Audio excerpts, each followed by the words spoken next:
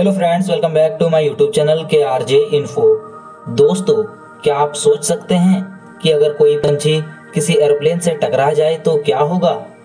अगर मैं आपको कहूं, एक छोटी सी पंछी एक बड़ा प्लेन हादसा को अंजाम दे सकता है। कुछ समय के लिए आपको ऐसा लगेगा, ये कैसे हो सकता है? भला कोई छोटी सी पंछी बड़ा सा प्लेन से टकराकर बवाल मचा सकता है? आपको बता दूं, ये बिल्कुल सच है। एविएशन के इतिहास में इसके बहुत सारे उदाहरण आपको देखने को मिलेंगे। इस तरह हम समझ सकते हैं पंछियों को प्लेन से दूर रखना कितना जरूरी है। ज्यादातर बर्ड स्ट्राइक एयरपोर्ट के सामने प्लेन के लैंडिंग या टेक ऑफ के समय होते हैं। दोस्तों, आज के इस वीडियो में हम बात करने वाले हैं कि एयरपोर्ट से पंछियों को कैसे दूर भगाया जाता है। इसके कौन कौन से तरीके हैं, तो वीडियो को एंड तक देखें। चैनल में नए हैं तो चैनल को सब्सक्राइब कर लीजिए।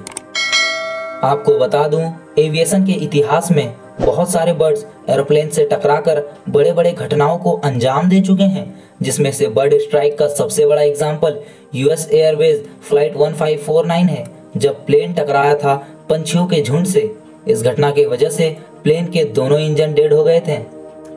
बहादुरी तो उस प्लेन के पायलट की है, जिन्होंने प्लेन को एक नदी में लैंडिंग किया था। इस तरह के और भी घटना आपको एविएशन के इतिहास में देखने को मिल जाएंगे। दोस्तों, एक सवाल तो आप सबके मन में आया होगा कि पंछियों को एयरपोर्ट से दूर कैसे भगाया जाता है। तो चलिए सबसे पहले इसी बारे में बात करते हैं। आपको बता दूं, अगर एयरपोर्ट किसी जंगल के आसपास है तो पंछियों का प्लेन से टकराने की संभावना बहुत अधिक हो जाती है। इसके लिए उस एरिया के वैसे पेड़ों को काट दिया जाता है जिसमें फल होते हैं, क्योंकि हम जानते हैं कि पंछियां उन फलों को खाने के लिए आते हैं। दोस्तों, एयरपोर्ट के एरिया में घासों को ज्यादा बढ़ने नहीं दिया जाता है, जिससे पंछी वहां पर अपना घोंसला नहीं बना सकते हैं।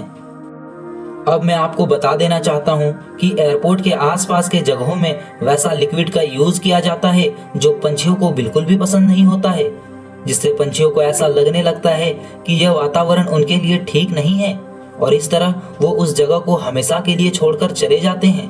दोस्तों, अगर इतने से भी काम नहीं बनता है तो पंछियों को भगाने के लिए कई जानवरों के आवाजों का उपयोग किया जाता है, जिससे पंछियों को लगने लगता है यह जगह उनके लिए खतरों से कम नहीं है।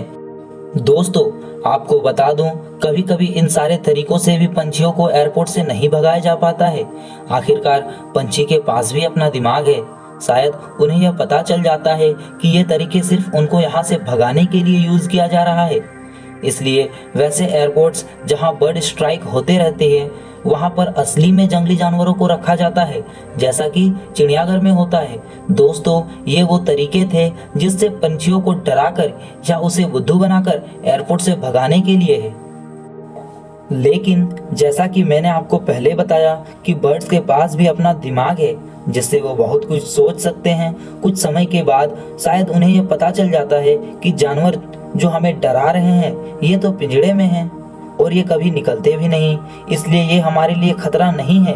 इन चालाक पंछियों को एयरपोर्ट से भगाने के लिए एक अलग ही तरीके का यूज किया जाता है, जिसका नाम है फैल्कन कार। इसमें होता यह है कि एक खतरनाक बाज जिसको ट्रेनिंग दी जाती है, जो एयरपोर्ट से दूसरे पंछियों को भगाने में मदद करता है। दोस्तों, आपको बता दूं, ये बाज कभी भी एयरपोर्ट के रास्ते से उड़कर नहीं आता है, ये एयरपोर्ट के साइड से होकर उड़ता है। ये बाज इतना वफादार होता है कि मालिक की सीटी सुनकर वापस अपने मालिक के पास आ जाता है। ये प्रक्रिया ज्यादातर शाम में किया जाता है, क्योंकि शाम के वक्त ही पंछियां अपने घोंसलों पर आती है। इसके अलावा और भी कई तरीके हैं जिसका मकसद सिर्फ पंछियों को वहां से भगाने का होता है, जिसमें से साउंड कार भी एक है, जिसमें हाई फ्रीक्वेंसी पर साउंड को निकाला जाता है, जिससे पंछियों को डिस्टरबेंस होता है और वो वहां से भाग जाते हैं। दोस्तों, शॉटगन्स का भी प्रयोग एयरपोर्ट में पंछियों को भगाने के लिए किया जाता है। कहीं आपके दिमाग में शॉटगन से पंछियों को गोली मारकर उन्हें मारने का ख्याल तो नहीं आ रहा? तो आपको बता दूं, ये तरीका सिर्फ पंछियों को एयरपोर्ट से भगाने के लिए होता है, ना कि उन्हें मारने के लिए। पंछियों को भगाने के लिए एक नया तरीका लेजर लाइट्स के द्वारा भी किया जाता है। दोस्तों, इस लेजर लाइट से भी एयरपोर्ट के पंछियों को दूर भगाया जा सकता है, उसे डिस्टर्ब करके।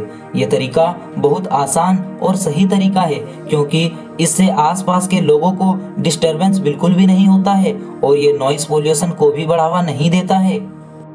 इस तरीके को अच्छे से इम्प्रूव करके एयरपोर्ट के चारों ओर के बिल्डिंग्स में ऑटोमेटिक तरीकों से लगा दिया गया है।